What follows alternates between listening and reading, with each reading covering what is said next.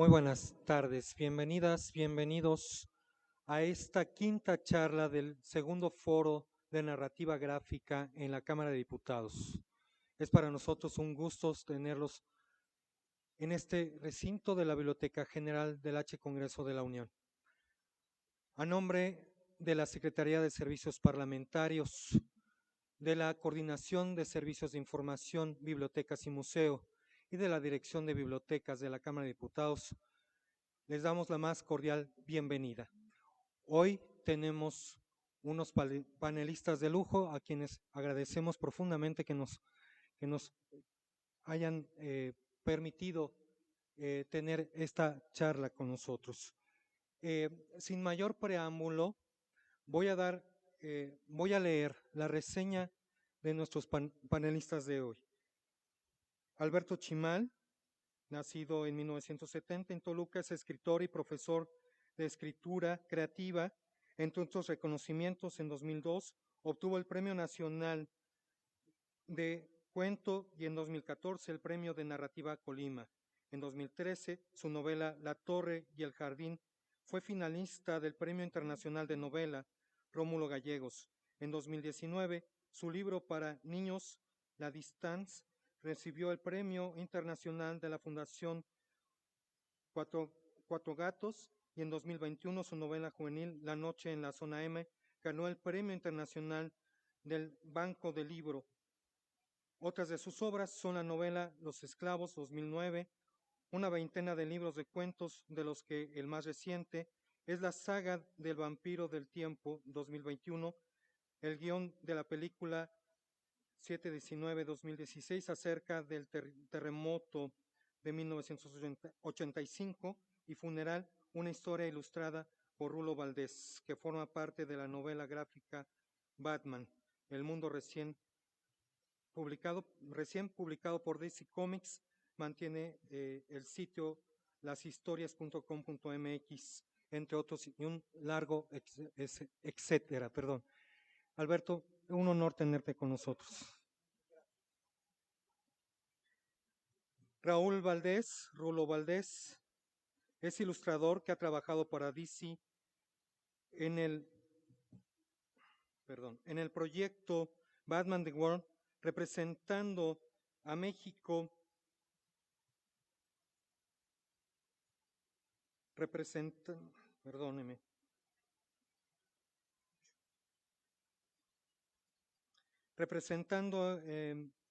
a México, y que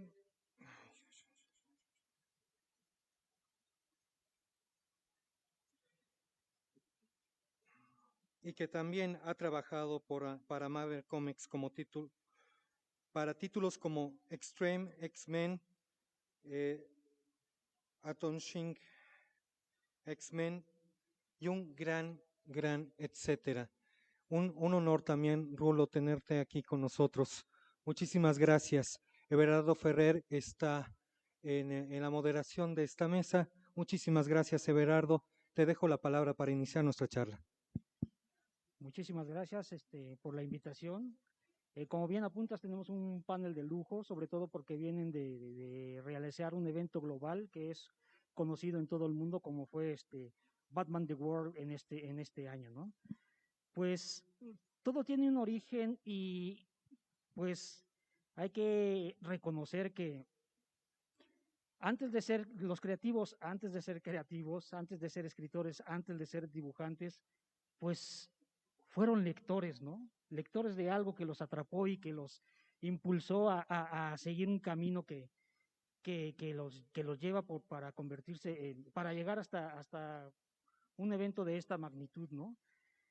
¿Qué leía Alberto Chimal? ¿Qué leía Rulo Valdés que los atrapó para adentrarse en este mundo de manera profesional? Siempre fue, desde que descubrieron esos mundos maravillosos, siempre fue su meta llegar a estar involucrados en estos mundos, en estas profesiones.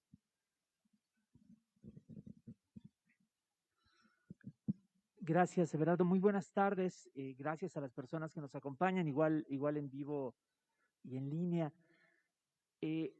En mi caso, la verdad es que yo pensaba primero que nada en la posibilidad de contar historias, no pensaba tanto en el medio ni en los personajes, pero de chico sí me inventaba yo mis aventuras con mis personajes de los cómics de superhéroes, de las caricaturas que leía, los muñequitos que llegaba a conseguir, por supuesto. Eh, es solo que uno no necesariamente, y menos en un país como México, cree que va a llegar una oportunidad así. La verdad es que es algo sumamente improbable y entonces pues uno busca por donde puede, ¿no? Los caminos que uno puede encontrar para contar sus historias. Y bueno, pese a ello surgió la oportunidad en este caso. Sí, justo lo mismo, prácticamente, bueno, también en mi caso, pues siempre fui como un nacido lector, ¿no? De hecho, curiosamente me gustaba mucho la novela, empecé mucho con Julio Verne, ¿no? El otro día estábamos encontrando estos libros los grandes libros de dinosaurios y cosas así, entonces fue como la primera vez que me tocó ya esta mezcla de imagen con texto. Y luego ya después fue empezar a leer cómic, pues cualquier tipo de revista que me cayera a la mano, ¿no? Pero igual, lo mismo, no es algo que uno considere pues una profesión, ¿no? Inclusive, bueno, en mi entorno familiar, pues, la verdad es que era bastante hostil con respecto a la parte de dedicarse a las artes. Entonces, tampoco fue como algo que yo considerara una posibilidad o una opción ya está mucho, muy, muy grande y fue más como por casualidad porque, o sea, al final del día, pues todo el que me conoce sabe que me la paso dibujando, pero inclusive yo mismo no me asumía como dibujante, porque pues lo que yo dibujaba no era cercano a lo que la gente en ese entonces en mi entorno concebía como dibujar bien, o sea, cuando eran, no sé, cosas de la escuela, yo no era el que dibujaba bien a, no sé, el retrato de Benito Juárez, ¿no? Sino más bien me tocaba como de repente, pues eso, o sea, de repente era dibujar a Benito Juárez con un casquito de Mega Man o cosas así, ¿no? Entonces, eso va haciendo que pues no vayas considerando que eso sea una opción, ¿no? Porque además tú piensas que las caricaturas pues se hacen en Japón, ¿no? O en Estados Unidos, no consideras como el poder desarrollarlo aquí en México, ¿no? Como una carrera tal cual, ¿no? Alberto, tú vienes de una carrera precisamente literaria. Tu, tu, tu participación en cómic es más bien discreta, ¿no? Está las antologías de Def, la de Hagenbeck, la saga de Custos que sacó Resistencia, ¿no?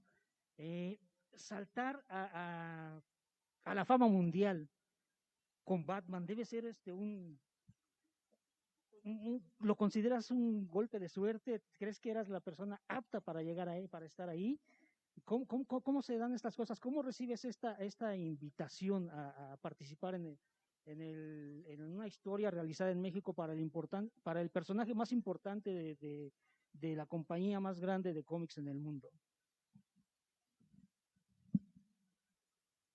Yo creo que fue un golpe de suerte. Yo creo que fue una oportunidad que llegó por casualidad, que por supuesto agradezco mucho porque sí fue una experiencia muy satisfactoria, muy gratificante.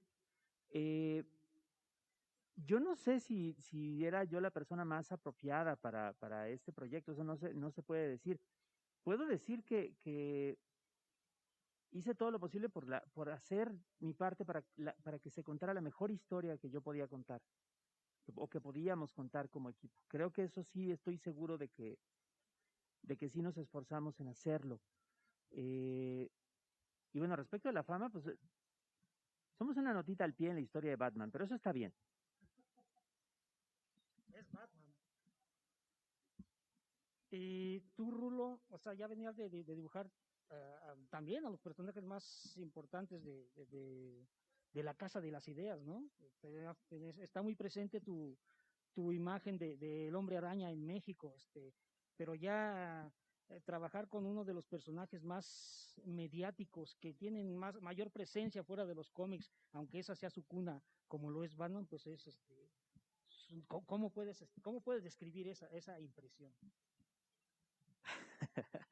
Bueno, pues es un sueño hecho realidad, o sea, honestamente, ¿no? Digo, en mi caso, la verdad es que siempre he traído como mucho esta venita de hacer cómics, o sea, en algún punto de la vida cuando decidí alejarme de la publicidad y dedicarme de lleno a los cómics, pues bueno, pues no fue una decisión fácil, ¿no? Porque pues sí fue como abandonar algo seguro, certero y que además pues en lo que además me gustaba y funcionaba bastante bien y de repente irme a lo nuevo, ¿no? Que en gran parte tuvo que ver pues con mis hijos, ¿no? Con decir, híjole, ya llevo mucho tiempo haciendo esto y ya llega un punto donde digo, híjole, ya me toca hacer lo que yo quiero hacer, ¿no? Lo que sentí en esta vida que vine a hacer, ¿no? Entonces, bajo esa premisa, pues sí fue una suerte, o sea, entrar a trabajar inmediatamente con personajes tan grandes, por ejemplo, como los X-Men. Y bueno, pues después cuando pasó lo del Hombre Araña, pues yo pensé que ya iba a tocar, había topado el tope, ¿no? Pero, pues bueno, tú lo sabes bien, para nosotros fue una oportunidad de empezar a generar nuestro propio proyecto que fue con Canek Junior. Fue un proyecto al que se le puso como todo el corazón y es un proyecto del que definitivamente estoy como completamente enamorado, ¿no? Entonces, eso mismo fue lo que hizo que cuando saliera la oportunidad de repente de dibujar Batman The World, la visión fue que se parezca visualmente a lo que ya habíamos hecho, ¿no? Con Canek Jr. Entonces, la verdad es que es chistoso, pese a que obviamente la oportunidad es grande, teniendo en mente que es un personaje de este tamaño, pero sí fue más como un hijo, un resultado de algo que ya habíamos previamente en ese sentido como labrado. Entonces, pues sí se sintió como una gran oportunidad, algo impactante, pero ya se sintió sobre pies un poquito más seguros y un poquito un camino un poquito más labrado. Entonces, la verdad es que creo que el maestro Alberto Chimal tiene toda la razón en el sentido de que no sé si se pueda decir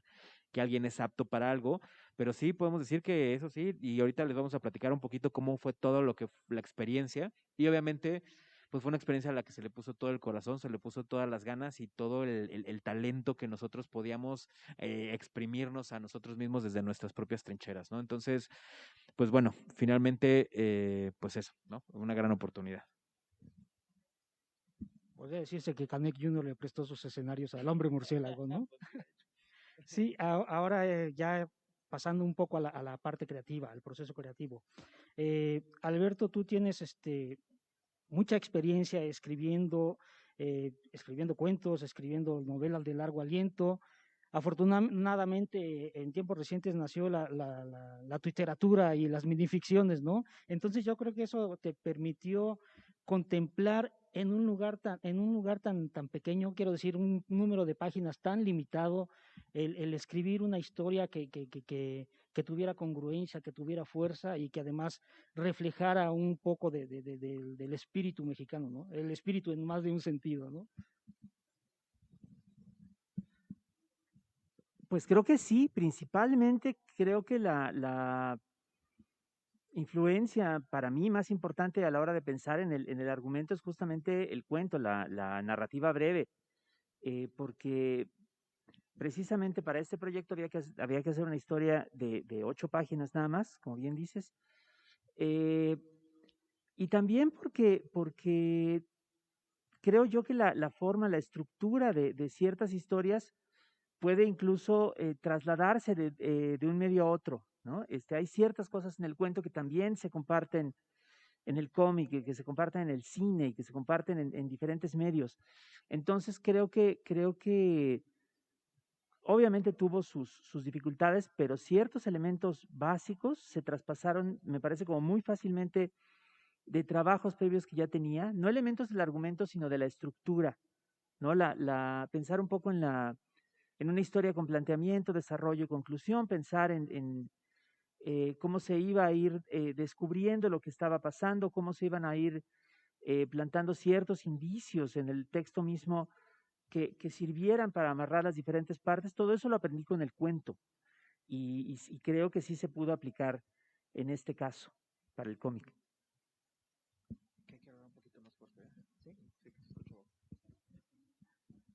Bien, ahorita supongo que también quedaron muchas cosas fuera, que se fue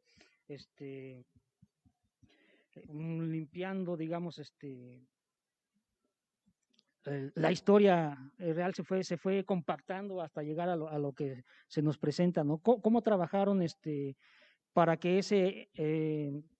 ese argumento se convirtiera en narrativa gráfica. Pues igual yo creo que ya para esa parte estaría padrísimo que pudiéramos compartirles las imágenes. Ajá, les preparamos un montón de imágenes para que pudieran seguir junto con nosotros lo que fue la experiencia de Batman The World, ¿no? ¿Podemos poner el primer slide? Ah, bueno, pues esa es una presentación. De hecho, ese fue un loguito interno que usamos nada más para los materiales que estábamos haciendo nosotros, pero bueno, podemos pasar al siguiente slide. Bueno, para llegar como a esta parte de Batman The World, ¿no? Pues obviamente tenemos este ente espectral que es la Atormentada, ¿no? Tenemos la premisa de la Ciudad de México y bueno, obviamente tenemos un diseño de Batman, ¿no? Entonces, vamos a platicarles un poquito cómo fue que llegamos hacia esta parte. Ahora sí podemos ir al siguiente slide.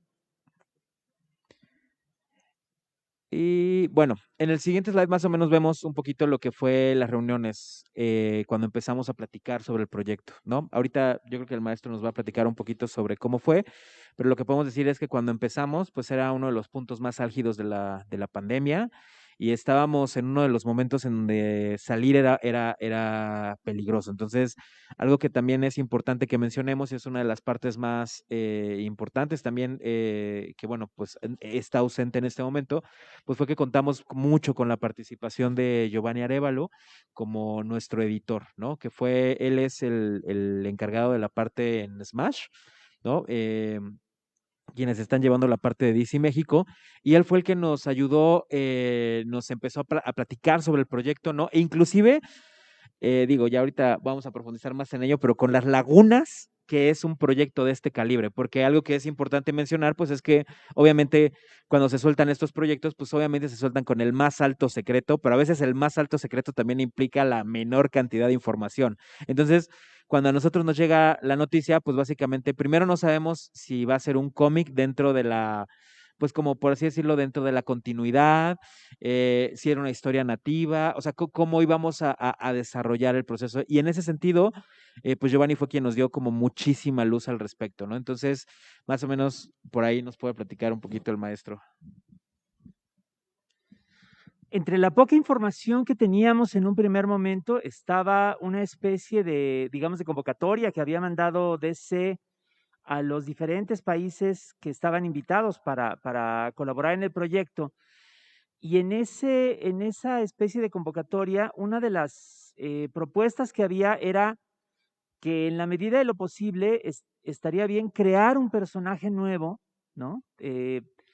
Para que apareciera en la historia junto con Batman. La idea en un principio era que cada país contribuyera con algún nuevo personaje que después, digamos, más adelante, suponemos se podría utilizar en otras historias de DC Comics, ¿no? Más allá de este proyecto. Esa fue uno de los primeros, digamos, estímulos para empezar a trabajar. Nada más que como no sabíamos exactamente, como bien dice Rulo, qué tanto había que estar relacionados con lo que se está publicando actualmente en las revistas, digamos, principales de DC, que tienen su propia historia, su propio estado de cosas de los personajes de Batman, pues pasamos como por varias alternativas que estaban más o menos o querían estar más o menos enlazadas con el estado actual de cosas del personaje. Sin embargo, en cierto momento se nos dijo que eso no hacía falta, que no tenía que estar totalmente ligada a lo que comúnmente se llama la continuidad del personaje y que podía ser una versión un poco más libre.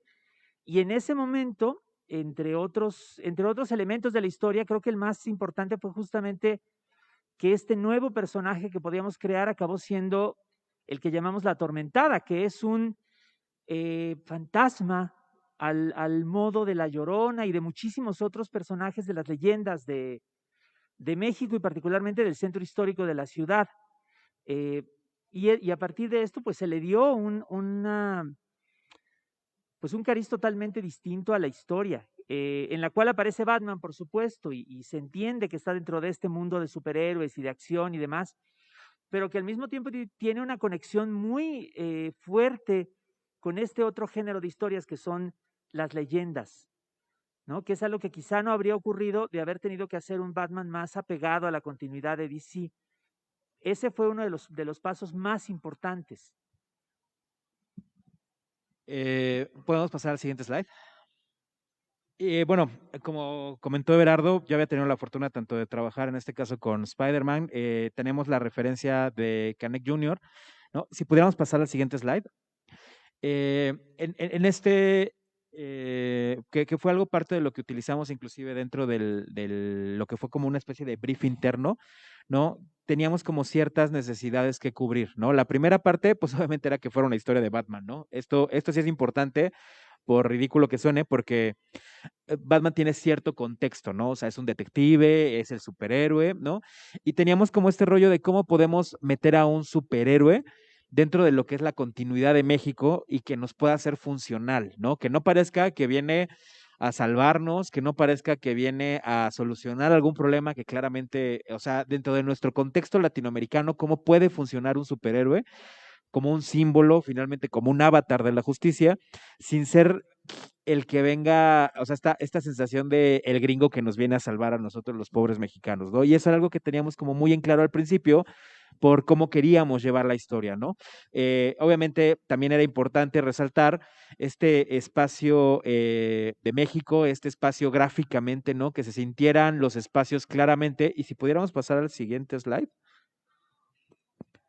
Porque ahí es donde empezamos ya con lo que es la parte de la ruta, ¿no? Como algo que, digo, ahorita me gustaría mucho hablar un poquito de la parte argumental, ¿no? Aquí todavía estábamos empezando a trabajar un poquito ya lo que eran los primeros esbozos de lo que es la historia, ¿no? Teníamos como todavía no muy claro en la parte de hacia dónde llevábamos todo esto, pero lo que sí tenía muy claro aquí el maestro Chimal, ahorita nos va a platicar un poquito de eso, era que tenía muy claro la ruta, que tenía muy claro el espacio en donde iba a suceder esta historia, ¿no? Y el cómo iba a suceder algo que estábamos a punto de descubrir, pero por lo menos teníamos muy claro estos espacios, ¿no? Y ahorita el maestro Chimal nos va a platicar por qué escogió todo esto.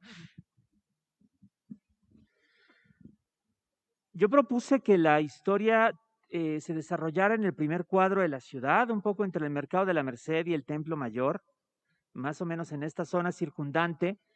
Bueno, por varias razones. Primero, porque es una zona que yo conozco, yo viví en este rumbo durante varios años, hace tiempo. También porque era una zona donde sería relativamente fácil encontrar materiales de referencia, fotografías y demás, incluso estando encerrados como estábamos, ¿no? O sea, la historia de Batman podría haber sido en Tijuana, en Monterrey, en Villahermosa, pero realmente no habríamos podido desplazarnos hasta allá para obtener una referencia adecuada con la cual hacer la historia, ¿no? Ahí teníamos esa restricción.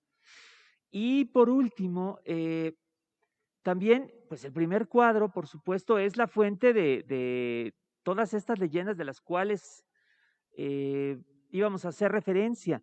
La primera imagen de todas, para mí al menos dentro de los primeros pases del argumento, tenía que ver con el crimen que Batman iba a resolver, o en el cual iba a quedar involucrado, ¿no? Un poco de casualidad, viniendo a México para alguna otra cosa, ¿no? No tanto como una especie de redentor, sino más bien como una especie de participante dentro de algo mayor. Y tenía que ver pues tenía que ser un crimen violento, y pensamos desde el principio que podía ser para también darle un anclaje con el presente,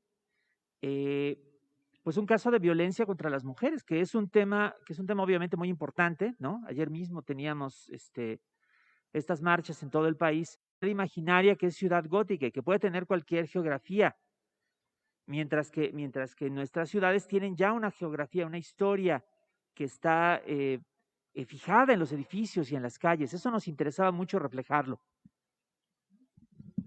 Que de hecho, digo, nada más como una acotación, algo que también sí fue inclusive un tema, pues no tanto de debate, sino como de charla, fue básicamente en dónde lo íbamos a hacer. Porque de hecho cuando empezamos con el tema de hacer una historia, pues primero pensábamos, no sé, puede ser tener que ver quizás con los mayas, entonces ¿dónde sería, no? Y cuando empezamos con este tema de, bueno, puede ser algo de, pues que incluye un fantasma, pensamos inclusive que podría ser quizás Guanajuato, podemos que Querétaro, ¿no? Puebla. pero teníamos este tema clarísimo con lo de la pandemia, entonces sí era importante pues tratar de tener como lugares que hasta cierto punto nos fueran familiares a ambos. Entonces, en realidad fue más esa parte la que definió el dónde lo vamos a hacer, pero también fue padre porque, bueno, hace poquito tuvimos una entrevista en Argentina, ¿no? Y nos platicaban que fue muy bonito cómo se apropiaron también de los espacios, ¿no? Una de las pocas ventajas que tiene eh, pues que todos fuimos colonizados por los españoles es que la arquitectura es muy parecida en casi todos los zócalos, ¿no? Entonces fue muy bonito porque sí hubo una identificación por parte, por ejemplo, en este caso de nuestro amigo argentino, con respecto a los espacios, cómo los veía y la historia que se estaba tratando. Entonces, también estuvo muy padre porque sí hubo cierto vínculo a partir de la arquitectura, ¿no? Entonces, esa parte también es como bonita de mencionar. Y bueno, ahora sí, ya de ahí podemos pasar al siguiente slide. Pues ahí fue cuando ya empezaron un poquito ya más los trancazos en forma, ¿no? Porque, pues básicamente, lo primero es un dibujo que, bueno, obviamente ya habían revisado mi carpeta y ya habían revisado mi trabajo, pero bueno, me pidieron que si les podía hacer una ilustración de Batman, como que también para que ellos se pudieran dar un contexto, ¿no? Porque obviamente todo esto iba por medio de aprobaciones para DC, ¿no? Y aparte teníamos otro editor, teníamos 2 editores y aparte, bueno, pues estaba Giovanni con nosotros. Entonces, obviamente todo tenía que pasar por diferentes aprobaciones. Entonces, estuvo padre. Fue un poquito complicada esta parte del inicio, pero complicada en cuanto a la elaboración. O sea, ya una vez que empezamos a aterrizar los conceptos, en realidad todo fue como mucha luz verde, ¿no? Y obviamente estos son los primeros bocetos que se enviaban de cómo podría ser Batman, ¿no? De los primeros bocetos de cómo podría ser la Atormentada, ¿no? Si ven cierto reflejo ahí en trabajo de Guillermo del Toro, no es casualidad, o sea, sí había mucha intencionalidad, ¿no? O sea, con este tipo de referencias, o sea, sí, aunque no hay como tal un estilo gráfico que podamos definir como mexicano, ¿no? Como a veces es tan claro, por ejemplo, en el manga, sí era importante encontrar ciertas cosas con las que nos pudiéramos identificar sin que tuviéramos que usar el filtro amarillo, ¿no? O sea, lo padre de esto era ver cómo podíamos representar de una manera clara y de una manera interesante. Digo, aunque teníamos la ventaja de que ya habíamos hecho eso en Canek Junior, pues sí era ver cómo lo podíamos pasar a Batman, ¿no? Porque si pueden poner el siguiente slide, aquí fue cuando ya empezamos a entrar un poquito en pánico. Porque esta fue la parte en donde de repente ya nos compartieron un poquito del trabajo. O sea, hay que destacar mucho que sí estábamos muy, no teníamos nociones de hacia dónde dirigir la historia. Eso fue bueno por un lado, pero por otro lado se vuelve esta parte de hazme algo bonito, ¿no? Se vuelve como, híjole, bonito puede ser un montón de connotaciones, ¿no? Entonces, a partir de eso, de repente nos llega ya esta parte del trabajo y vemos, pues que obviamente la vara está muy alta, ¿no? Tenemos a un autor como Paco Roca, ¿no? Que ya es un peso muy pesado, porque obviamente para este momento no teníamos ni siquiera lista de participantes, ¿no? O sea, estábamos muy a ciegas. Entonces, de repente ya ver un nombre del calibre como Paco Roca ya nos hizo ver como por dónde iban los tiros, ¿no? Entonces es obviamente una visión más fuerte, ¿no? De hecho, creo que es la primera vez que se están viendo los bocetos de Paco, de las páginas. Y también teníamos esta referencia del equipo alemán, ¿no? Que les voy a hacer el favor de no intentar ni siquiera pronunciarlo porque no sé ni cómo, ¿no? Pero también como se darán cuenta, pues el nivel artístico estaba también muy, muy alto. Entonces, obviamente al principio es un gusto, pero también se vuelve un pánico porque dices, híjole, o sea, digo, quien no lo sabe, la mayoría de los creativos pasamos por el síndrome del impostor casi todo el tiempo, entonces pues obviamente se vuelve pues una vara muy, muy alta, ¿no? Y entonces aquí pasamos a la siguiente parte, que si podemos poner un poquito el siguiente slide, que fue, no, ¿saben qué onda? Sí tenemos que irnos a dar una vuelta. O sea, a pesar de que estábamos en este momento, pues sí fue como ponernos trajes de astronautas, ¿no? Super taparnos, ¿no? 3 cubrebocas y vamos a dar la vuelta, ¿no? Vamos a seguir la ruta de por dónde vamos, ¿no? Y ahí fue muy interesante porque al final descubrimos cosas muy, muy padres dentro del lugar, o sea, dentro de lo que, o sea, nos daba esta vibra de México, ¿no? Estos edificios que están como muy dispares unos de otros, ¿no? Inclusive pudimos meternos a algunos edificios, ¿no? Como para ver también arquitectura interior, ver cómo eran los espacios. También fue muy creepy, honestamente, ver el centro vacío, ¿no? Fue una experiencia, pero de película de zombies, ¿no? O sea, estar a la mitad de la calle pudiendo sacar fotos fue muy raro, ¿no? Entonces, aquí el maestro Chimal nos puede ir contando un poquito cuál fue su experiencia. Esas imágenes que ven ustedes ahí son una muestra pequeña de las que sacamos a lo largo de esa expedición que hicimos. Debemos haber tomado varios cientos de imágenes de diferentes lugares de la ciudad, empezando por el Palacio de Bellas Artes y llegando hasta el Mercado de la Merced, básicamente, ¿no? Recorriendo varias avenidas en varias direcciones, fijándonos, digamos, en varios de los edificios más reconocibles que estaban a lo largo del camino y también, como decía Rulo, tratando de encontrar interiores que nos sirvieran para varias escenas, digamos, importantes dentro de la historia. Creo que la única licencia importante que hay gráficamente a la hora de representar las ciudades es algunos interiores están, digamos, adaptados, están ligeramente desplazados, pero básicamente todas las referencias, todas las imágenes del paisaje urbano están tomadas del natural.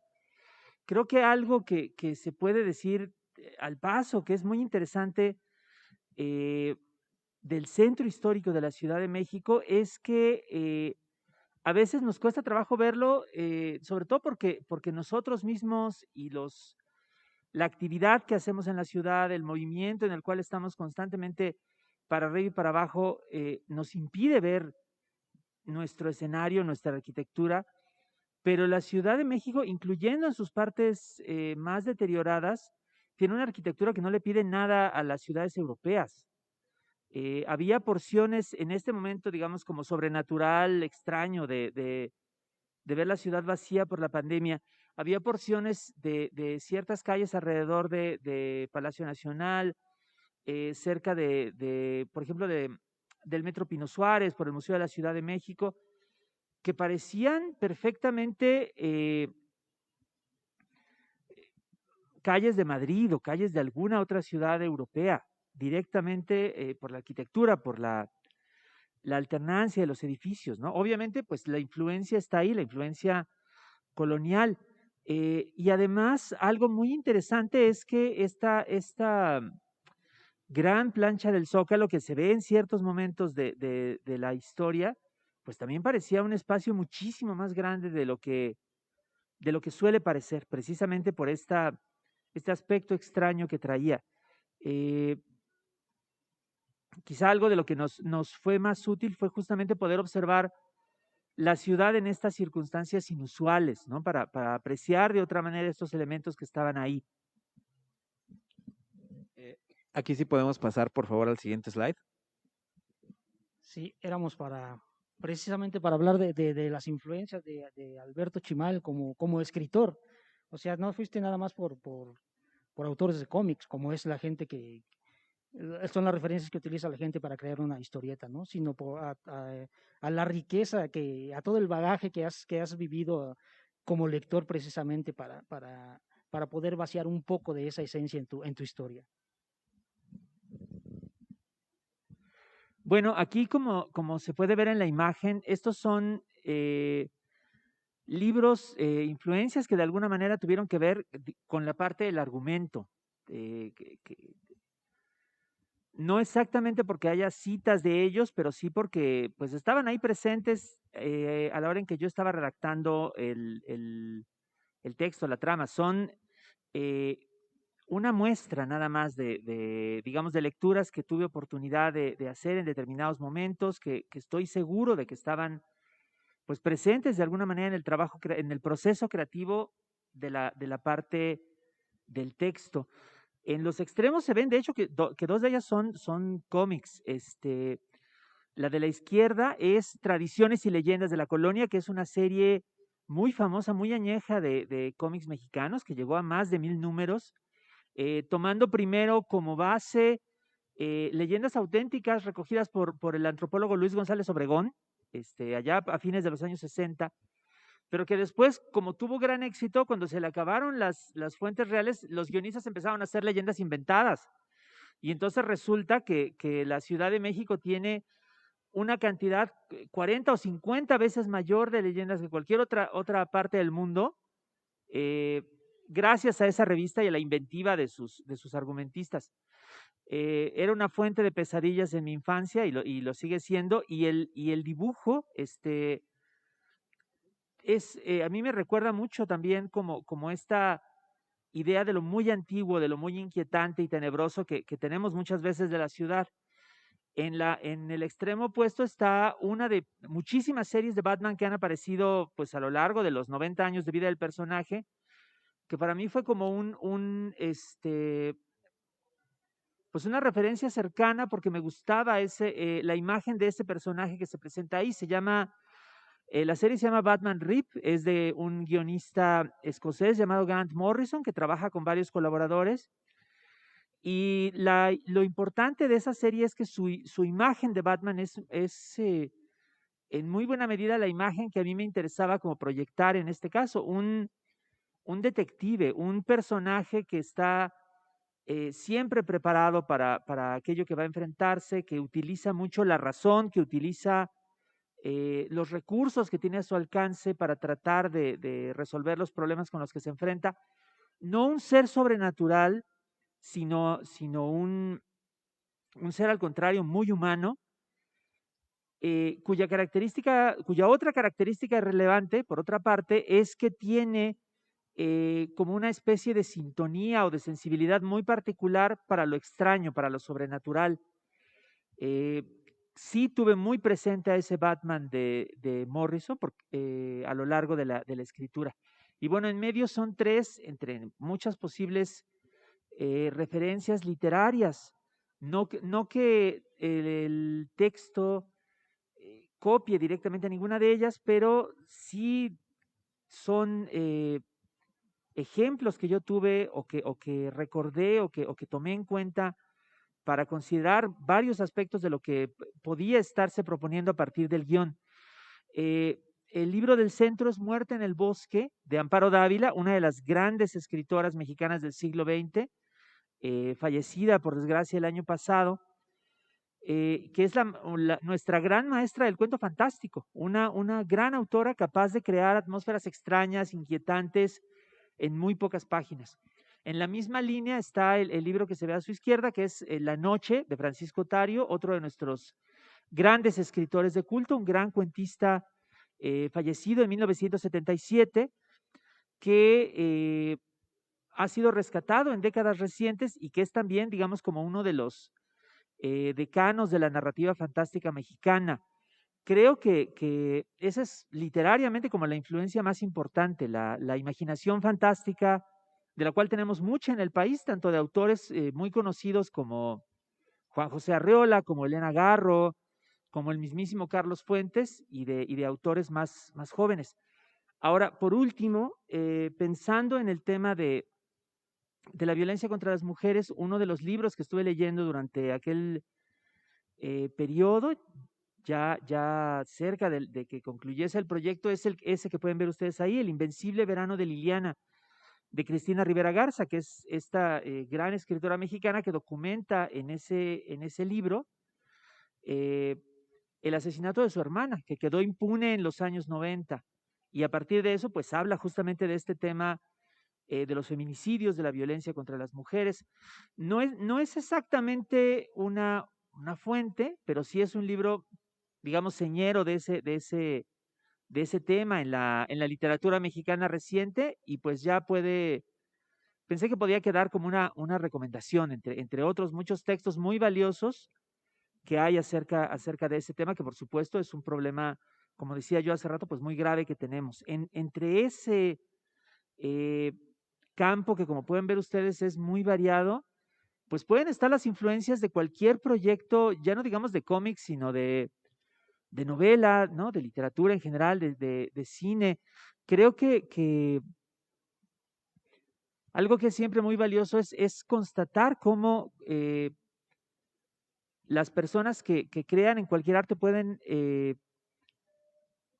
ver afectado su trabajo para bien por un montón de lecturas diferentes, ¿no? Y además lecturas que pueden provenir a veces de los lugares más inesperados o ser las combinaciones más inusuales. Y bueno, podemos pasar al siguiente slide. ¿Quieres leerlo tú? Okay. Tú quieres. Y bueno, entramos a lo que es la parte del argumento. Esta parte es bien bonita y es bien importante porque no es el guión como tal, sino es la parte con la que hablamos de lo que vamos a hablar. Entonces, no solo funciona como interno, sino también obviamente esto se hizo una traducción y fue lo que se mandó a DC Comics para poder tener más o menos una noción de qué iba la historia, cuál iba a ser el tono de la historia y sobre todo también qué tipo de emoción estábamos tratando de reflejar. Y bueno, es obviamente material que pues nunca nadie ha escuchado aparte de nosotros, entonces creemos que esta es una gran oportunidad para que puedan escuchar ahora sí que de las manos del autor. Ser visto por una pareja que se besa en el techo de una vecindad. En esos pocos segundos observa a hombres y mujeres que se amontonan en las calles peatonales, comen tacos en una esquina o se emborrachan en un antro ruidoso. La voz de la atormentada. Con la piedra se han hecho iglesias, fortalezas, palacios, altares de sacrificio. Mientras Batman escala para observar desde la punta de un edificio donde le aguarda la estatua de un ángel, dos hombres pelean en un callejón. Una ambulancia se aleja de la escena de un atropellamiento. Alguien pide limosna afuera de una iglesia, sentado en una silla de ruedas y envuelto con una hoja de plástico. Aquí, decide Batman, él no puede ser una aparición lejana y atemorizante. En cambio, debe volverse invisible, ser una sombra, apenas más oscura que las de los habitantes de la ciudad. Batman llega a la calle de Corregidora, a la cuadra por donde horas antes pasó la comitiva. Baja al suelo. Envuelto en su capa, se confunde entre las sombras de los edificios y casi parece un transeúnte más. Está empezando a lloviznar. Van quedando cada vez menos personas en la calle, que es principalmente de comercios. El portal donde Bruce vio a la mujer y al hombre es un túnel oscuro con una puerta en el fondo. Está cerrada, pero Batman puede abrirla fácilmente con una ganzúa. Ya en el interior, Batman va descifrando mentalmente el entorno, observando sus detalles. El lugar era una casa antigua, quizá del siglo XIX, a juzgar por sus muros y columnas de piedra. Las muchas cajas apiladas en el patio interior techado, las ventanas tapadas y la falta de ornamentos y muebles muestran que ahora es usada como bodega. Que no sea un comercio abierto sugiere que es parte de una empresa mayor, comercio informal, probablemente. Batman sube por las escaleras de piedra. La voz de la atormentada dice: sobre la piedra llueve tiempo. Hay luces encendidas en el piso de arriba, en un baño con una puerta estrecha de vidrio esmerilado que Batman elude, y en una habitación vacía, salvo por una mesa, dos sillas, un catre y una bolsa con desperdicios. En el extremo opuesto hay cajas en desorden bloqueando una puerta abierta, un cuarto totalmente a oscuras. ¿Por qué están las cajas puestas así y precisamente en aquel sitio? Batman observa el interior del cuarto y lo alumbra con una linterna. Está vacío, salvo trozos de papel tirados en el suelo, una lona de plástico en un rincón y restos de sangre, lavados pero no del todo, en el suelo. Dice la atormentada, y llueve sangre. Debajo de la lona, en un extremo, asoma una mano. Hay un cuerpo debajo. Dice la atormentada, se llamaba Areli. La puerta del baño se abre. Batman se oculta en las sombras y ve salir al hombre al que vio antes. Habla por un teléfono celular, está muy agitado y pregunta a alguien cuánto más va a tardar en llegar con la camioneta. Molesto, inquieto, afirma que tienen que tirarla en algún lado antes del amanecer. No quiere meterse en problemas con el jefe. Agrega que no fue su culpa sino de ella, que para qué lo hizo enojar. La atormentada dice, tenía 23 años. Batman ataca por sorpresa al hombre. Este da un grito y logra escabullirse. Baja las escaleras a trompicones. Batman lo sigue. El hombre corre por la calle. Batman lo persigue por Corregidora y luego por Academia. La atormentada dice, era su esposa. El hombre da vuelta en la esquina de la calle de Moneda hacia el Zócalo. Batman no lo pierde de vista, pero no se apresura a capturarlo para meterle miedo. Aunque es un asesino, no es un supervillano, es un criminal cualquiera. Mientras se columpia tras el asesino sobre la calle angosta entre dos edificios coloniales, Batman es la figura espantosa que suele ser para los criminales. Por fin alcanza al hombre en la esquina de Moneda y Licenciado Verdad. Lo derriba fácilmente. Aterrorizado, el hombre confiesa que sí la mató. Dos policías se acercan y Batman se aparta antes de ser visto. El hombre corre hacia los policías gritando que acaba de matar a su esposa y que quiere entregarse, que él los puede llevar a donde ella está. Suena el celular del hombre que había quedado tirado en el suelo. Batman recoge el aparato y contesta. Hablando en perfecto español e imitando la voz del asesino, Dice a quien llama que suba deprisa y que lo espere. La atormentada dice, esto tendrá que bastar como justicia. Batman ve a lo lejos una silueta de mujer vestida con ropas vaporosas que desaparece de inmediato. Aún inquieto como al comienzo de la noche, Batman sigue adelante por licenciado Verdad. Avanza por la calle, se mantiene en las sombras o sube por encima del nivel del suelo, pero de cualquier forma la calle está vacía y la mujer siempre parece a unos pocos pasos delante de él. Dice la atormentada, pero ahora tal vez puedas ayudarme a mí. Batman llega a una reja, pasa por encima de ella con ayuda de su cuerda y desciende. Delante de él está el gran templo mayor de la antigua Tenochtitlán, capital del Imperio Azteca. Un conjunto de ruinas rodeadas por edificios modernos convertidas en un sitio arqueológico. Batman se acerca a la zona de excavación que está desierta y cerrada. La atormentada dice, casi nadie me escucha, y de quienes sí, nadie había llegado tan lejos. Batman abre con facilidad los cierres de un acceso a la excavación. La mujer no se ve por ninguna parte.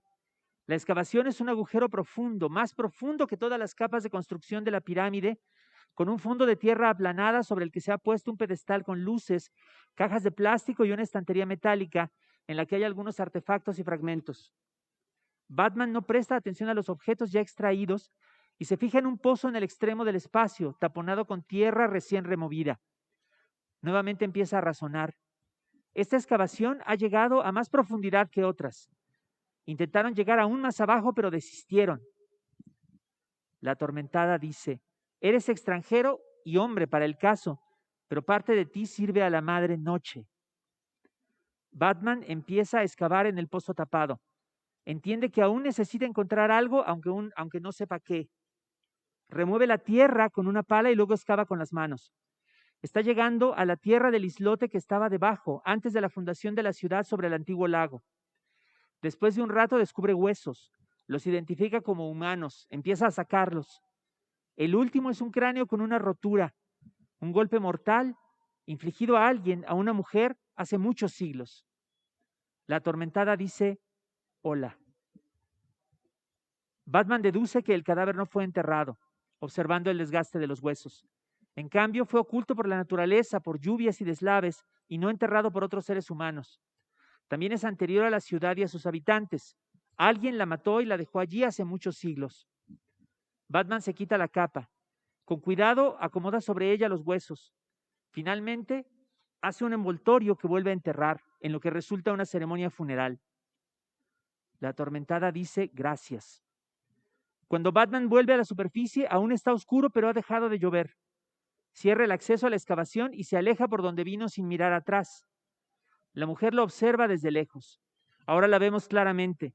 Es la atormentada, vestida con ropas atemporales y a la que se une otra figura fantasmal, Areli, la mujer asesinada en el portal. La atormentada dice, a dos se nos hizo algo de justicia hoy.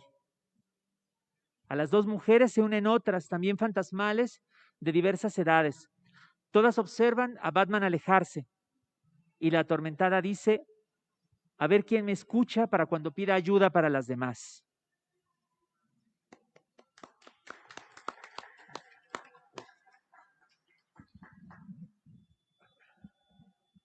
Bueno, esto fue Alberto Chimal en su estado más puro.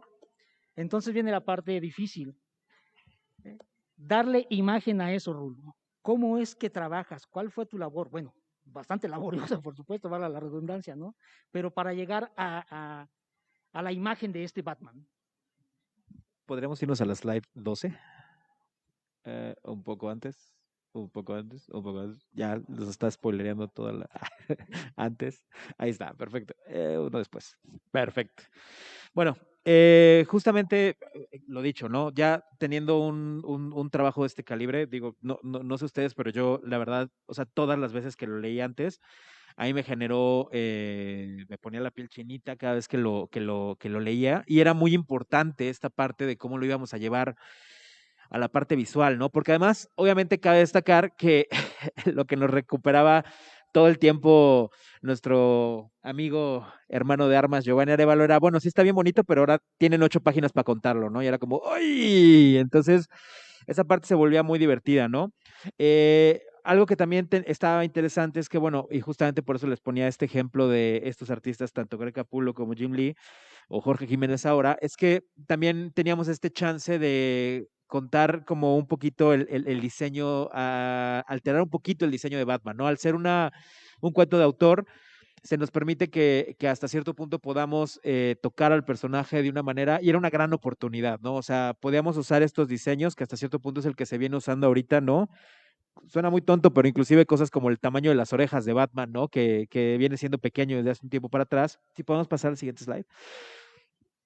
Y por ejemplo, podemos ver en el siguiente slide, ¿no? Cuáles eran un poquito las referencias que traían, ¿no? O sea, trae mucho gusto por Tim Burton, ¿no? Me gustaba mucho esta referencia de Kelly Jones, ¿no? Este Batman grande que pareciera vampiro, ¿no? Estudiar un poquito el personaje, ¿no? Ver cómo podía ser, entenderlo, ¿no? En Arkham Knight, por ejemplo, encontré una gran referencia de cómo se podía ver este Batman que nos imaginábamos, ¿no? Como una gárgola, como este, algo que es importante mencionar, y eso creo que es también una cosa muy divertida, es que creo que tanto en el guión como en el dibujo, ambos fuimos una parte bien fundamental y crucial dentro de todo esto. Y eso es muy bonito porque a veces es chistoso cómo las mejores ideas uno nunca sabe en dónde empiezan, ¿no? Y nunca sabe quién las termina. O sea, y eso es muy, muy, muy padre porque inclusive desde la primera vez que platicamos fue como pues vamos a compartir de todo, ¿no? O sea, no solamente compartamos imágenes, sino también compartamos música, ¿no? Compartamos contexto, ¿no? Compartamos cuál es un poquito la idea que tenemos, ¿no? Para empezar a entrar en sincronía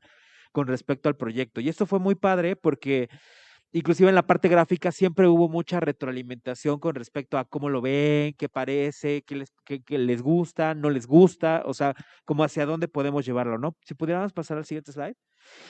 Ese fue, por ejemplo, parte del diseño que hice inicialmente de Batman, ¿no? Que como se podrán dar cuenta con respecto a lo que terminó saliendo fue un poco diferente, pero, o sea, tenía cosas como, por ejemplo, que el baticinturón no fuera simétrico, ¿no? Que la capa todo el tiempo pareciera una cosa llena de picos por todas partes, ¿no? Que los guantes, por ejemplo, tuvieran protección en la parte de los nudillos, pero que fueran más sensibles en la parte de las puntas, para que Batman pudiera, no sé, tomar cosas, o sea, ser más delicado con respecto a eso, ¿no? Cómo eran los picos de los brazos con respecto a si eran navajas o simplemente eran parte del disfraz. Inclusive este Batman, nosotros le llamamos el de las chaparreras, ¿no? Porque trataba de hacer una referencia un poquito como a la ropa interior de fuera, ¿no? Pero que se viera como parte de la protección, ¿no? Que al final decidimos que era algo como mejor más bien taparlo en sombras para que no se perdiera el elemento de los chones, pero que sí no se viera tan drástico, ¿no? Si podemos pasar al siguiente slide. Entonces, más o menos, esa fue lo que terminó saliendo, ¿no? Me gusta agregar esta parte del color, porque algo que era muy importante también para mí era que se sintieran como hasta cierto punto diferentes texturas en el color en la parte de Batman, ¿no? Quien haya visto un poquito de mi trabajo sabrá que no sé, un ex jefe en publicidad me bromeaba mucho que decía que yo era el único diseñador que él conocía que utilizaba o que pensaba que el color rosa mexicano era un color de verdad, ¿no? Porque me gustaba usarlo en todas partes, ¿no? Y la verdad es que siempre he sido muy fan de los colores chillones y también, por raro que suene, me reflejaban mucho México en ese momento, ¿no? O sea, México es un lugar que nunca está a oscuras totalmente, ¿no? Es un lugar que siempre está lleno de luces de diferentes colores, entonces me gustaba que eso se reflejara un poco en Batman, ¿no? Y bueno, pues pueden ver un poquito más bien con respecto a la capa y a los diseños y a las orejas, un poquito de estos cambios que también se tenían que sentir un poco sutiles con respecto a lo que era pues el diseño nativo de Batman, ¿no? Que tampoco se sintiera tan extraño, ¿no? Y podemos pasar al siguiente slide. Esta es una historia bien bonita y que voy a tratar de ser muy breve, pero también teníamos la posibilidad de crear una portada para el personaje, ¿no? Bueno, para la historia, ¿no? Y obviamente, cuando empezamos con esto, pues obviamente la idea era hacer algo, ¿no? En mi cabeza muy conceptual y muy alternativo, ¿no? Muy indie, que básicamente era como hacer una especie de versión o homenaje a esta portada de Batman, pero ¿qué pasaría si fuera como contada en México, ¿no? Entonces, básicamente el tema era, pues, utilizar esta deidad Camazotz, ¿no? Que además está muy padre porque ya antes había hecho una exposición aquí en el Museo del Estanquillo con respecto a intervenciones de un busto de Batman y ya se había hecho una propuesta con referencias mayas que estaba muy, muy chida, inclusive en algunos medios de periodismo bastante flojos lo dieron como por certero, ¿no? Como que casi casi sí era una pieza real, ¿no? De lo bien hecha que está gráficamente la pieza, ¿no? Entonces, sí, o sea, dando a entender que el origen de Batman era algo maya, ¿no? Y bueno, la verdad es que al final el concepto sí estaba muy padre, entonces pensamos que podría verse muy interesante y entonces decidimos diseñar esta portada en donde inclusive el actor Horacio García Rojas nos prestó su cara para que lo pudiéramos poner como el ladrón, ¿no? Y bueno, podemos pasar al siguiente slide. Inclusive hasta se hizo un diseño completo del personaje para que mi amigo, que aquí es la otra parte que entra, Edgar Gómez, nos hiciera el favor de reilustrarla en la parte de meterle color, ¿no? En la parte de meter el trabajo. Y a él le gusta mucho trabajar como con imágenes en 3D y le gusta mucho utilizar renders y cosas así. Entonces, la verdad es que en ese ambiente, pues le pasé la referencia de cómo sería este diseño de Batman, ¿no? Entonces, ahora sí que esa es una exclusiva que pueden ver, ¿no? Ustedes de que se hizo el diseño. Y podemos pasar al siguiente slide, ese mero. En ese slide podemos ver la versión de las portadas, ¿no? Cómo fue el trazo y cómo terminó en color. Estábamos muy contentos con nuestra portada, éramos muy felices, nos habían dicho que ya se iba a hacer. Obviamente todo esto es, volvemos con el mayor de los secretos, con el mayor de los misterios, y de repente nos dicen es que todas las portadas tienen que estar listas para el lanzamiento internacional. Cuando se haga el lanzamiento internacional, pues vamos a subir imágenes de lo que tienen, los avances que tienen pues todos en todo el mundo, ¿no? Y literalmente esto iba a ser el lunes, entregamos la portada el viernes, nos hicieron algunas correcciones, nos dijeron, pues está muy bonita, pero hay que cambiarle esto, está muy bonita, pero hay que cambiarle el otro, está padre, pero hay que incluir esto, hay que quitar esto. Y de repente el viernes en la noche nos dicen, oigan, ¿qué creen? Pues no va la portada.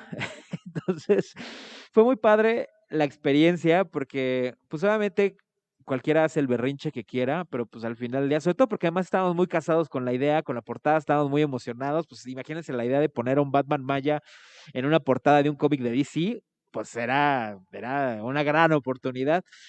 Pero entendemos ahora, ya en retrospectiva, pues que no machaba mucho como con el diseño de todos los demás portadas, ¿no? Básicamente todas las demás portadas constituían en un Batman y un escenario propio de la ciudad.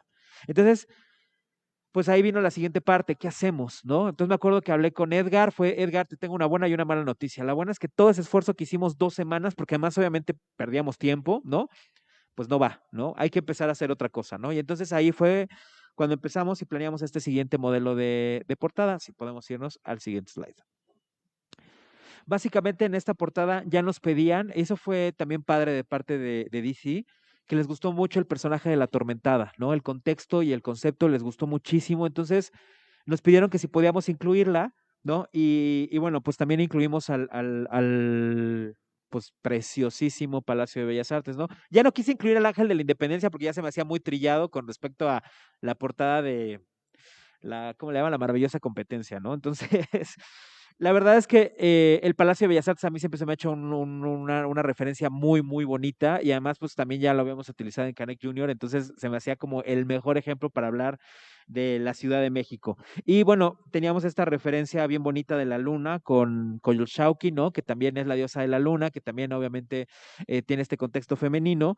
Pero al final, esta portada, como la ven, pues al final terminó siendo un poco editada por cuestiones legales. Nos pidieron que si podíamos editar un poco el Palacio de Bellas Artes para que no se sintiera propiamente como el Palacio. Imagino que hay ciertas restricciones al respecto. Y eso hizo que la luna también se tuviera que perder un poco. Entonces se perdió este elemento bonito de Coyolxauhqui detrás, lo cual hizo que también se perdiera un poquito esta sensación de el Palacio de Bellas Artes y abajo el Templo Mayor, ¿no? Entonces, pues bueno, ahora sí que están viendo una exclusiva, ¿no? Es todo súper padre, ¿no? Y bueno, ya de ahí si podemos pasar al siguiente slide.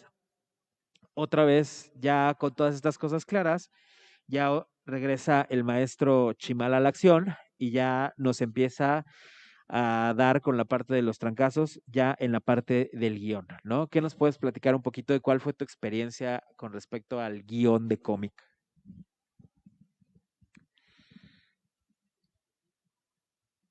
Creo que el asidero que yo tuve para trabajar ya propiamente la parte del guión es que muchos aspectos el guión de cómic es semejante a otros tipos de guión, al guión de cine, al guión de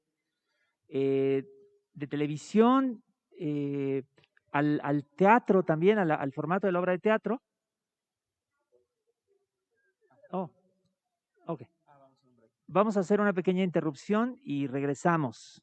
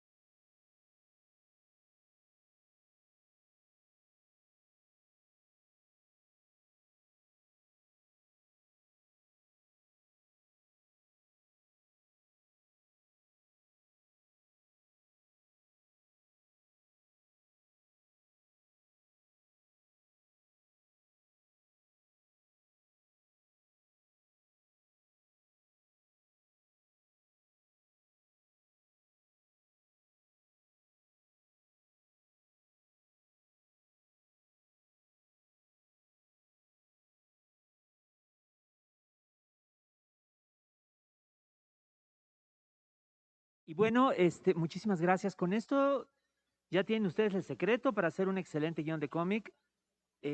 Por favor, no lo vamos a volver a repetir. Llévenlo, consérvenlo. Muchas gracias. Este es un muy bonito descubrimiento que le debemos todo a Bill Finger, el guionista de Batman, que reveló algunos de sus secretos antes de su muerte, como les decía. Entonces, aprovechen. Y bueno, si podemos pasar por favor al siguiente slide. Muchas gracias a los que están regresando a la transmisión que se cortó. Pues aquí andamos ya en el segundo round. Y bueno, pues ahora ya vamos a pasar a lo que es pues ya el guión contra las páginas, contra los bocetos, contra todo este show, ¿no? Bueno, aquí como nos platicaba Alberto hace ratito, pues obviamente hay ciertas notas que están incluidas solamente para los ojos del dibujante, ¿no? En este caso también para ustedes. Y también hay ciertas notas que a veces, pues los dibujantes de repente deciden agregarle ciertos elementos a pues, echarle crema a sus tacos, ¿no? Por ejemplo, en la primera página, el primer boceto, pueden ver más o menos cómo era la idea contra el guión, ¿no? Y al final, bueno, pues para los que tengan el número, pueden ver cómo evolucionó un poquito la idea, inclusive hasta después como con ciertas correcciones, ¿no? Era un poco difícil al principio en la parte del guión dar a entender ciertas cosas, ¿no? Por ejemplo, como que la chica desaparecía enfrente de toda la gente, ¿no? Eso fue algo que tuvimos que valernos un poquito de ciertos trucos gráficos, ¿no? Para dar a entender cómo puede extenderse, ¿no?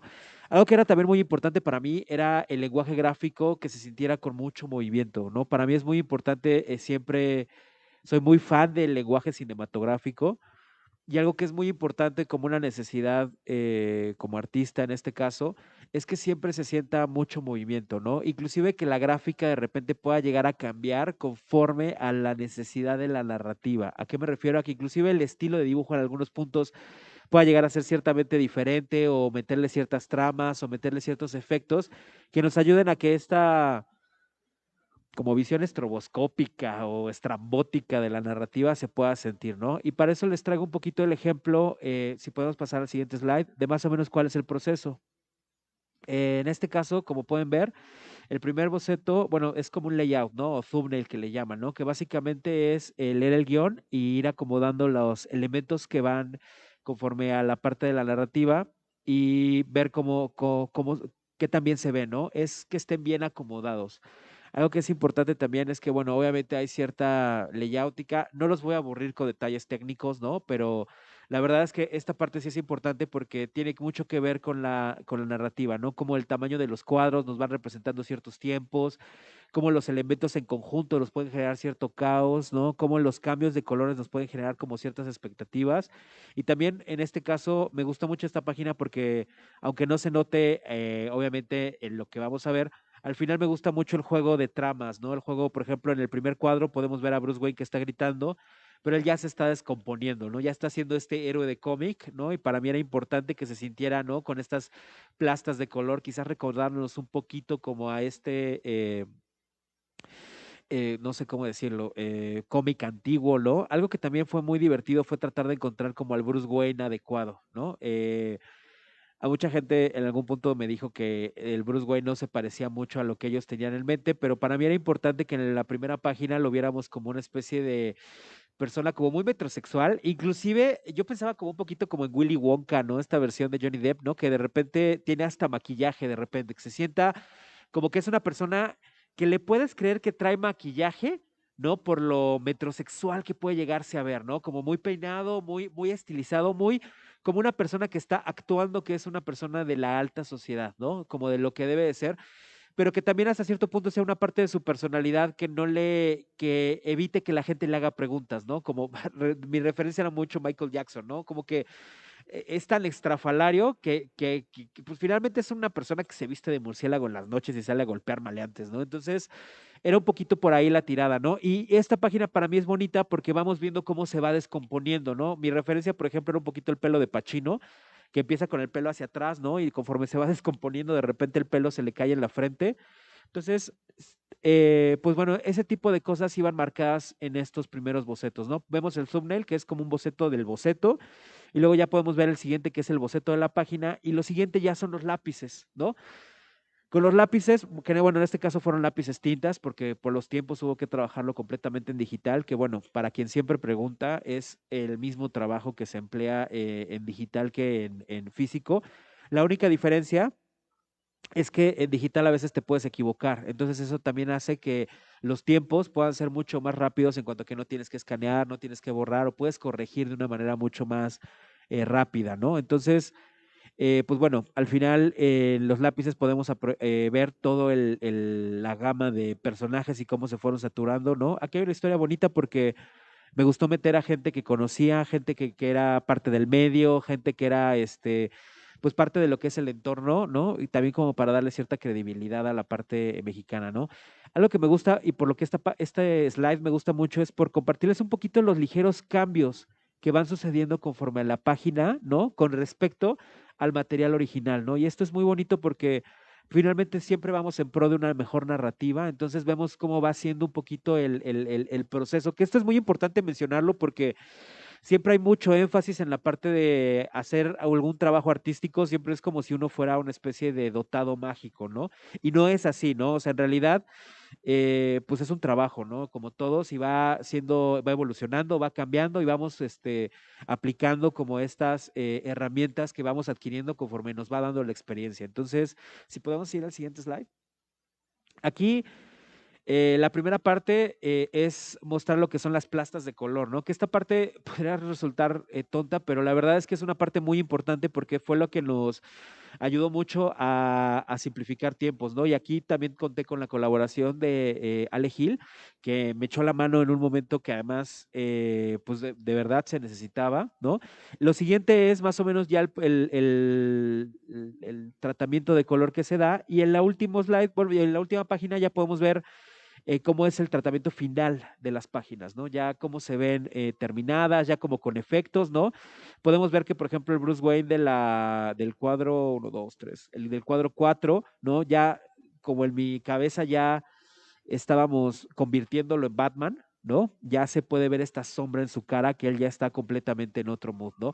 Si se dan cuenta, comparado con el trazo al color, hay muchas cosas que cambian, hay muchas cosas que se pierden, ¿no? Luego eso es muy molesto como dibujante cuando eres tu propio colorista porque odias al colorista porque tiene que sacrificar un montón de cosas que te costaron trabajo hacer, pero luego como colorista odias al dibujante porque le mete mucha crema a sus tacos y cuando eres el mismo generas una esquizofrenia creativa bien interesante, ¿no? Entonces, esta parte para mí es bonita porque finalmente habla mucho de las necesidades que tenemos como parte de lo que estamos tratando de narrar, ¿no? De repente también alguien mencionaba, por ejemplo, la cantidad de referencias que se utilizaron. Sí, sí se utilizaron un montón de fotografías y de referencias. No soy el único dibujante que lo hace, ¿no? Somos varios los que lo hacemos. Y no se trata porque no hay imágenes calcadas. Lo que sí hay imágenes que se están utilizando de referencia y se están copiando. ¿Por qué? Pues porque queríamos reflejar a la Ciudad de México. Entonces era muy importante que se percibieran esos espacios como lo que son. Entonces, pues no podía yo ponerme a inventar el hilo negro en este caso porque el tipo de trabajo no lo requería. No estaba yo dibujando Ciudad Gótica, estaba dibujando la Ciudad de México. Entonces, pues sí, la referencia fotográfica era realmente muy importante. Entonces, y está bien, o sea, no digo, para mí que lo usé, pues obviamente es bastante útil, ¿no? Pero sí es importante remarcar esto porque de repente está muy satanizada esta parte de las referencias fotográficas como parte del trabajo artístico y la verdad es que yo no soy de esas personas que lo sataniza, al contrario, yo creo que hace más eficientes los procesos y hace que sean más rápidos, ¿no? Entonces, y finalmente en este caso también estábamos a contratiempo con respecto al sacar un trabajo que queríamos que tuviera la mayor calidad que pudiéramos alcanzar. O sea, cada minuto que le ganáramos era un minuto más que le podíamos meter a lo que podríamos acabar. Y bueno, creo que tanto Alberto como yo podemos corroborar que no quedó ni siquiera un alto porcentaje de lo que a nosotros nos hubiera gustado contar, ¿no? Que nos hubiera gustado desarrollar, que nos hubiera gustado de alguna manera terminar, ¿no? Y ahora, si podemos ir al siguiente slide para contar una de las partes más divertidas que fue la traducción y que fue también como la parte de poder adaptar conforme a las demás culturas, ¿no? Y esta parte estuvo muy bonita porque digo, ahorita yo creo que le va a pasar el micrófono al maestro para que nos platique un poquito de su experiencia, pero bueno, por lo menos en la parte gráfica, pues obviamente era acomodar los textos con respecto a los espacios que teníamos, ¿no? Y entonces otra vez, digamos, esta esquizofrenia creativa, donde el diseñador se pone a decir, ay, es que no me dejaron espacio para poner textos, ¿no? Y que además los textos se pudieran leer que hubiera una tal cantidad de texto suficiente que nos pudieran narrar lo que estábamos narrando, pero también que estuvieran acomodados para que se pudiera dar una buena lectura, ¿no? Ya parece ser que, bueno, funcionó bastante bien y además, pues en ese sentido también el maestro adaptó también algunos de los textos, ¿no? O sea, corrigió, o bueno, no corrigió, más bien adaptó de alguna manera para que se pudieran acomodar, ¿no? Y en esta parte de la traducción, de hecho, creo que tienes una historia muy bonita ahí que nos puedes platicar, pero bueno, ahora, esta fue en cuanto a la parte gráfica, ¿no?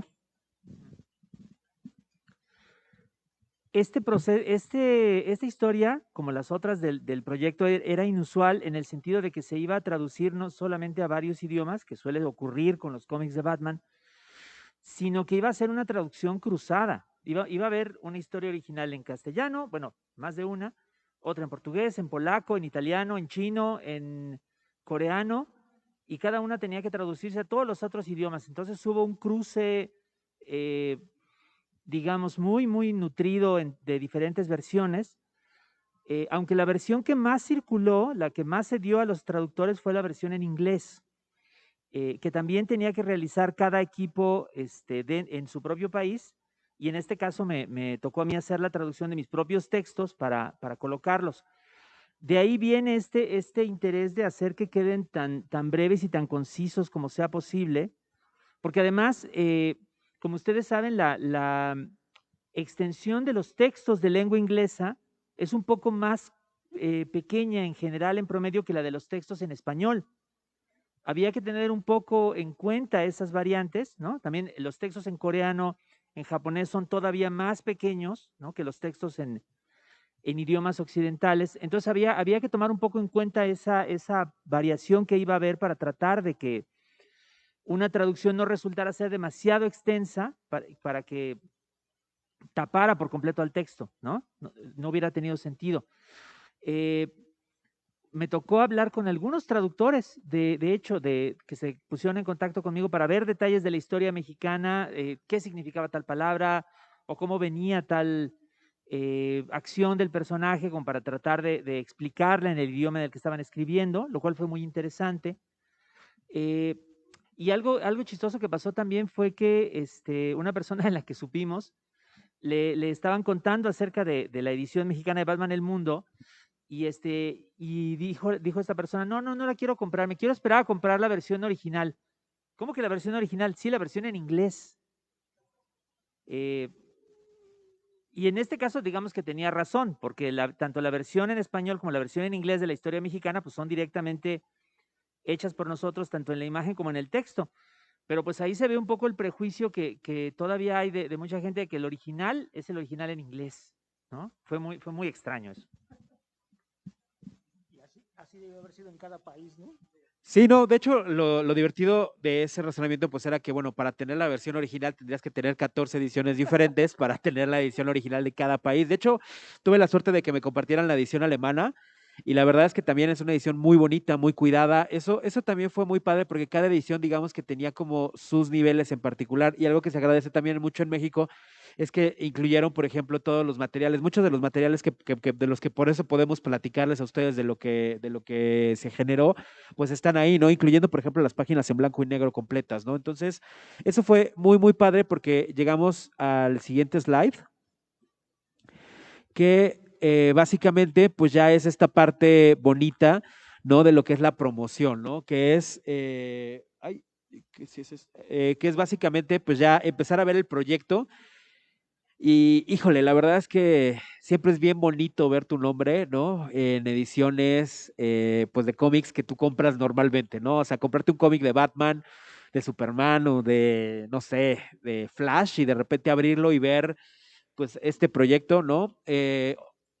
Esto es muy importante y ahorita yo creo que vamos a profundizar un poquito más al tema porque no se trata solamente de Batman visitando México, ¿no? Porque no es la clásica historia de un personaje superhéroe que va y conoce otro país, sino es el esfuerzo que implicó el tener a DC tratando de contar historias dentro de cada país, ¿no? Con equipos nativos de cada país, o sea, se habían hecho esfuerzos y que la verdad es que habían sido bastante padres, como recordamos, que en paz descanse a Francisco Hagenbeck, trayendo a Superman a México, ¿no? Y creando una especie de Liga de la Justicia Mexicana, ¿no? Que digo, dicho sea de paso, que en algún momento dado el maestro también quería hacerle un homenaje, ¿no? Y por cantidad de espacio ya no pudimos hacerlo, pero era importante esta parte porque es la primera vez que se hace una publicación simultánea en 14 países, ¿no? Es un momento padre dentro de los cómics porque lo que decíamos, no hay una edición original, sino hay 14 ediciones originales, ¿no? Cada país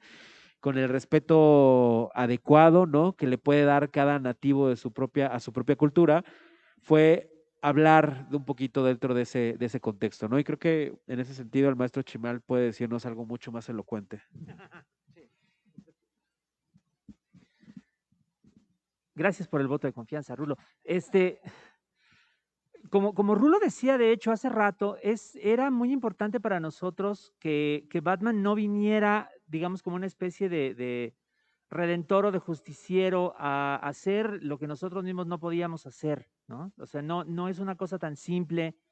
Y aquí en México, como en otros países del mundo, no se puede tener la misma idea de muchos conceptos, ¿no? Desde la existencia misma de los superhéroes hasta la procuración de justicia que se puede tener en Estados Unidos, ¿no? Porque es una cultura diferente, tiene una historia diferente.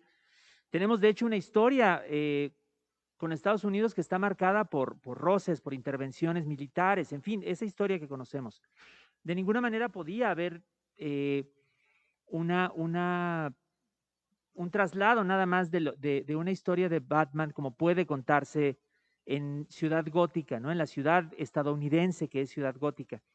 Entonces, algo de lo que se fue limando solo, digamos, a lo largo de los primeros pases del argumento fue justamente eso. Los diferentes aspectos de las primeras versiones de la historia que estaban más cerca como de la interpretación literal de un superhéroe se fueron quedando por el camino.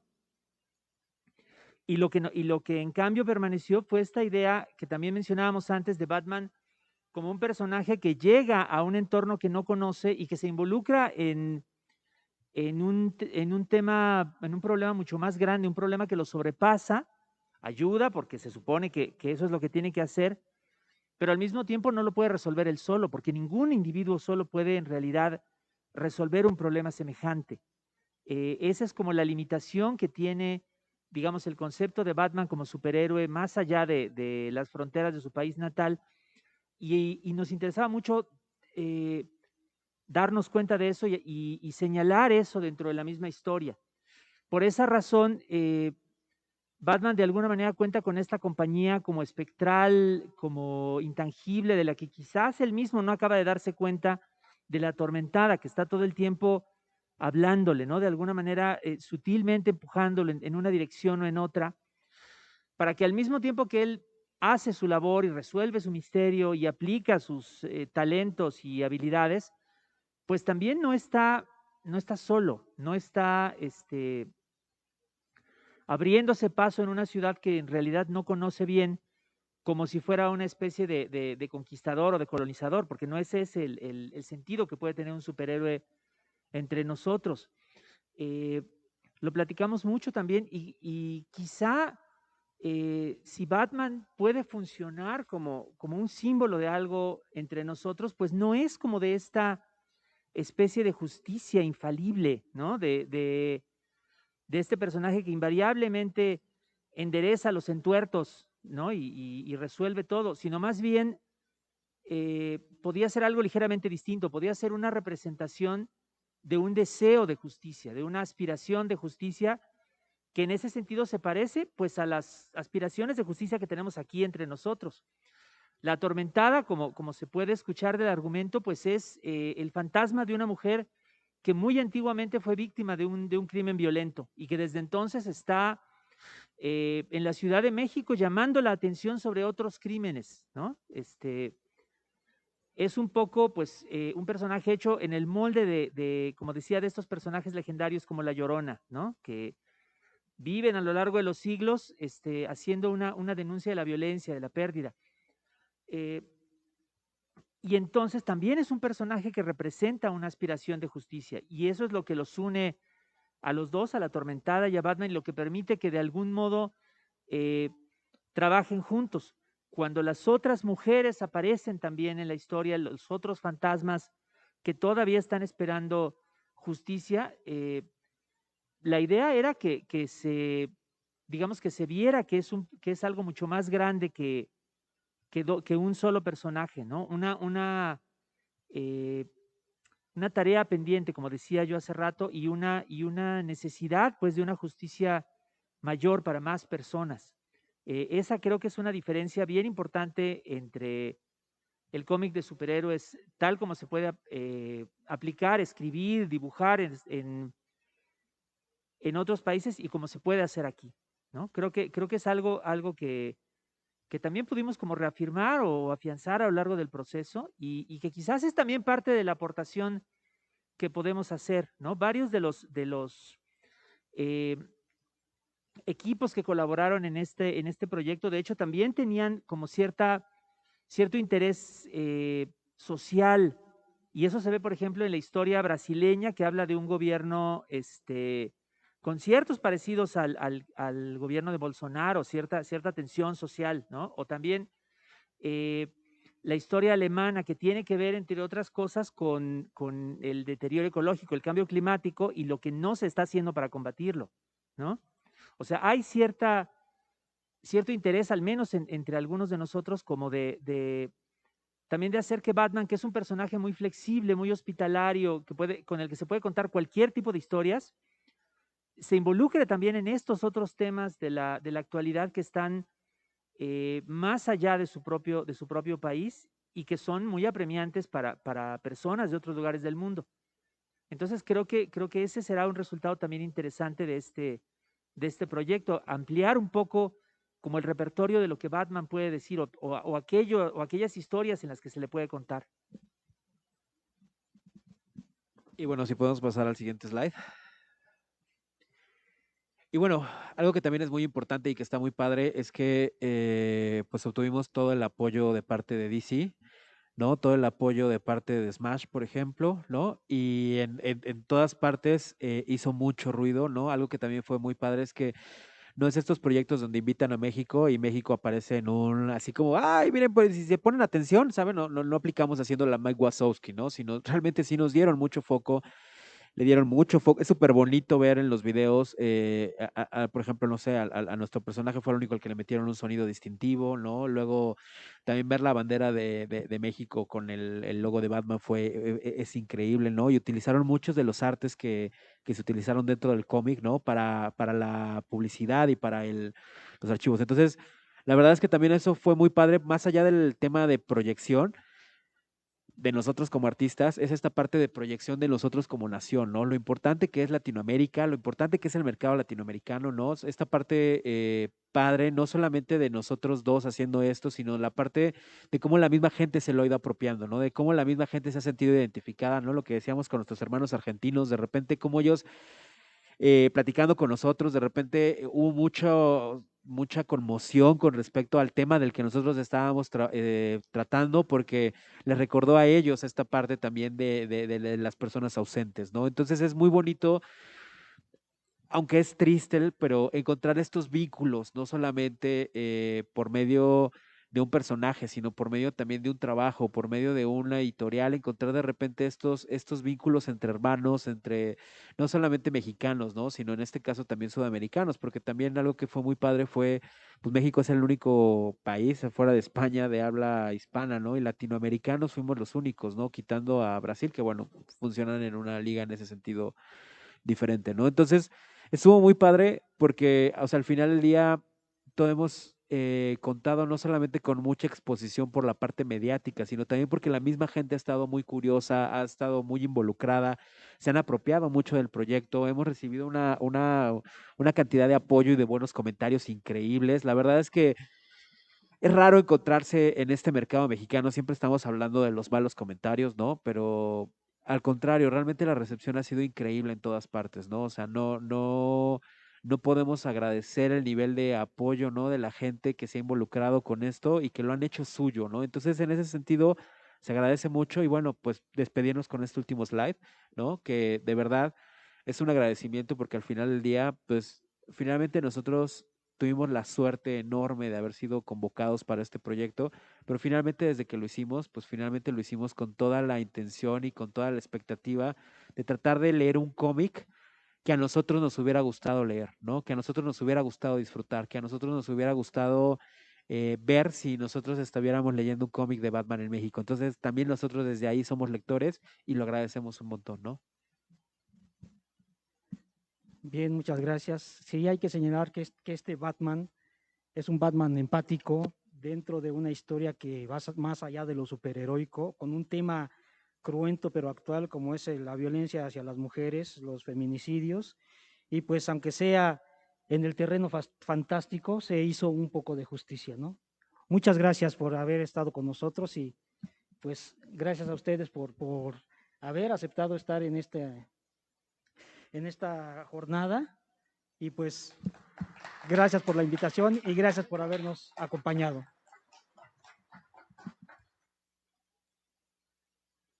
Pues muchísimas gracias, Rulo, Alberto, Everardo, por su generosa, de verdad generosísima colaboración en este foro.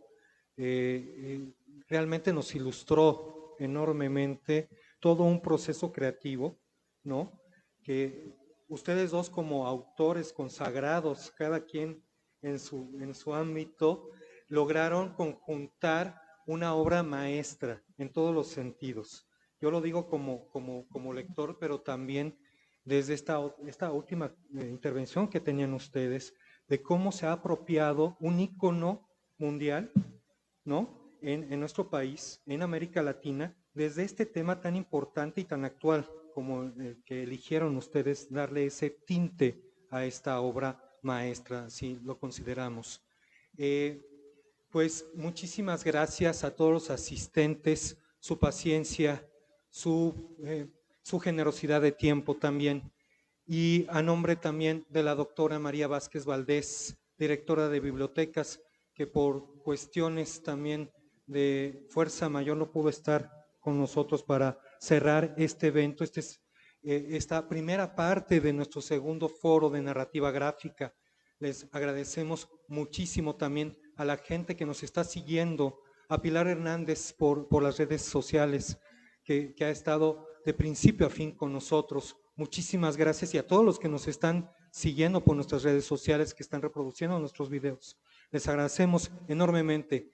También quiero agradecer, y no menos, por supuesto, a nuestros amigos queridísimos, que tenemos aquí la presencia de dos grandes amigos comparsas para este segundo foro. Joel, muchísimas gracias.